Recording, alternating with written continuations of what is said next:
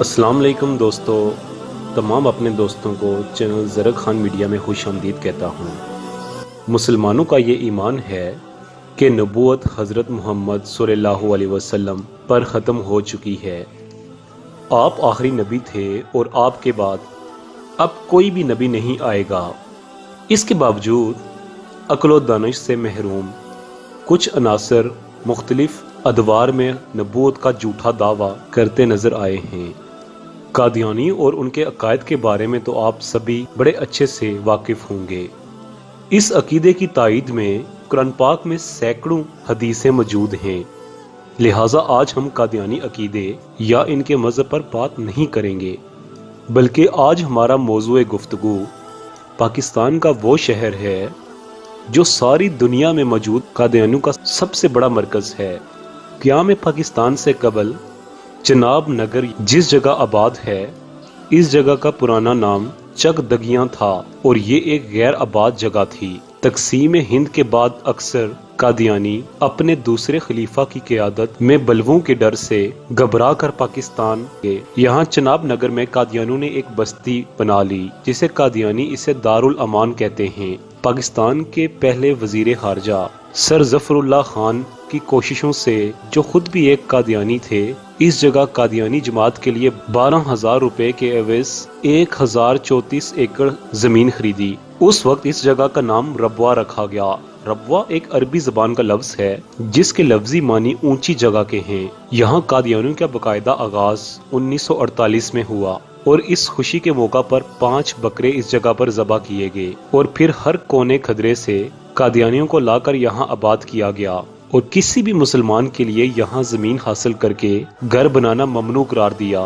یوں ناجائز اثر و رسوخ استعمال کرتے ہوئے ریاست پاکستان کے اندر ایک قادیانی ریاست بنائی گئی۔ اس شہر ربوہ یعنی چناب نگر سے متصل قادیانی جماعت کا ایک قبرستان جسے دشتی مقبرہ کہا جاتا ہے بھی واقع ہے۔ اس قبرستان میں اکثر قبروں کی تختیوں پر ایک عبارت دیکھنے کو ملتی ہے: امانتاً دفن۔ قادیانیوں کا ماننا ہے کہ تقسیم ہند عارضی ہے اور جلد یہ دونوں ملک آپس میں مل جائیں گے، یعنی انڈیا اور پاکستان دونوں ایک ہو جائیں گے اور ہم اپنے مردے نکال کر اپنے آبائی شہر قادیان میں لے جائیں گے اور ان کی دوبارہ تدفین کریں گے۔ یہ بات صاف ظاہر کرتی ہے کہ قادیانی جماعت کے پاکستان آزاد ہونے کے حق میں نہیں تھی۔ اس وقت ربوہ یعنی چناب نگر میں آباد رقبہ تقریباً 24 مربع کلومیٹر ہے۔ کیا آپ جانتے ہیں کہ ان کی خریدی ہوئی سرکاری زمین کی لیز 2047 میں ختم ہو جائے گی؟ جی ہاں، قادیانیوں کے نام پر دی گئی لیز 99 سال کے لیے تھی۔ حالیہ دنوں میں قادیانیوں نے اس خطرے کو بانپتے ہوئے چناب نگر سے سرگودا طرف کی زمینیں منہ مانگی قیمت پر خریدنا شروع کر دی ہیں کہ اگر چناب نگر کی زمین کی لیز منسوخ ہو گئی تو ہمارے پاس اپنی ذاتی ملکیتی زمین اس کے متبادل کے طور پر موجود ہو۔ اس مقصد کے لیے سب سے پہلے چناب نگر کے بعد احمد نگر کی ایک بستی بسائی جا چکی ہے جہاں مرزا مسرور احمد کا فارم ہاؤس بھی ہے، اور اطلاعات کے مطابق دڑ دڑ زمینیں خریدی جا رہی ہیں اور ہمارے مسلمان بھائی زیادہ پیسوں کی لالچ میں قادیانیوں کو اپنی زمینیں فروخت کر رہے ہیں۔ یہ وہی غلطی ہے جو فلسطین کے مسلمانوں نے کی تھی اور آج اپنی اسی غلطی کا خمیازہ ایک نہ رکنے والی جنگ کی صورت میں دیکھ رہے ہیں۔ دوسری جنگ عظیم کے بعد یہودیوں نے بھی اسی طرح فلسطینیوں سے منہ مانگے دام و رقم دے کر زمینیں خریدی تھیں۔ فلسطینی بھی یہی سوچتے تھے کہ یہ چند یہودی یہاں آباد ہو کر کیا کر لیں گے، لیکن وہاں اب اسرائیل قائم ہے جو کئی بڑی بڑی مسلمان سلطنتوں کے درمیان واقع ہونے کے باوجود بھی دن رات مسلمانوں کا قتل عام کر رہا ہے۔ ایسی ہی حکمت عملی اب قادیانی استعمال کر رہے ہیں۔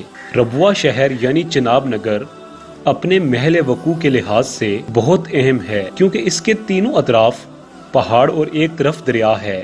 اس دریا پر تعمیر کیا گیا پل اسے باقی دنیا سے ملاتا ہے۔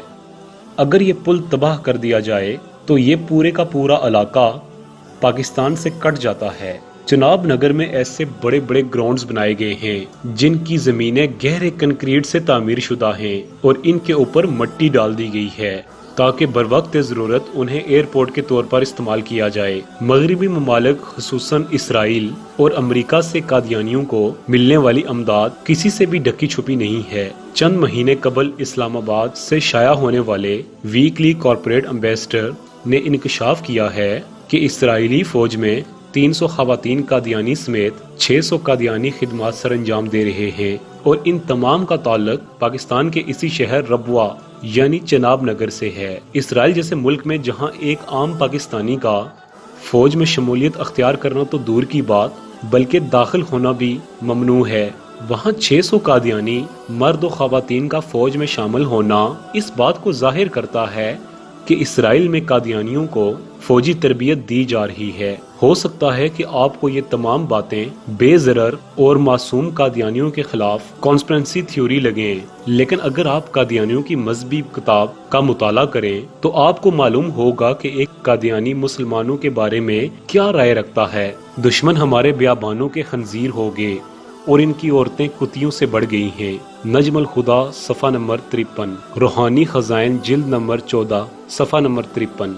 از مرزا قادیانی، اور مجھے بشارت دی ہے کہ جس نے تجھے شناخت کرنے کے بعد تیری دشمنی اور تیری مخالفت اختیار کی وہ جہنمی ہے۔ تذکرہ مجموعہ الحماد صفحہ نمبر 168 طبع دوم از مرزا قادیانی۔ یہ جو لائنیں ہیں یہ عام قادیانی مسلمانوں کے بارے میں رائے رکھتے ہیں۔ دور حاضر میں قادیانیوں کے پاس بے شمار دولت اور وسائل موجود ہیں، اور انہی کی بدولت وہ پاکستان میں مہنگے داموں زمینیں خرید رہے ہیں اور سرگودا کی حدود تک پہنچ چکے ہیں۔ اس سے پہلے کہ مملکت خدادہ پاکستان میں ایک اور اسرائیل بنے، ہمیں اسے روکنا ہوگا۔ لوگوں کو بتانا ہوگا کہ تھوڑے سے دنیاوی فائدے کے لیے اپنی آخرت اور قومی تشخص کا سودا نہ کریں اور اپنی زمینیں انہیں نہ بیچیں، ورنہ شاید چند سال یا چند دہائیوں بعد اس عمل کے نتائج اسلامک مذہب کے لیے انتہائی مہلک ثابت ہوں گے۔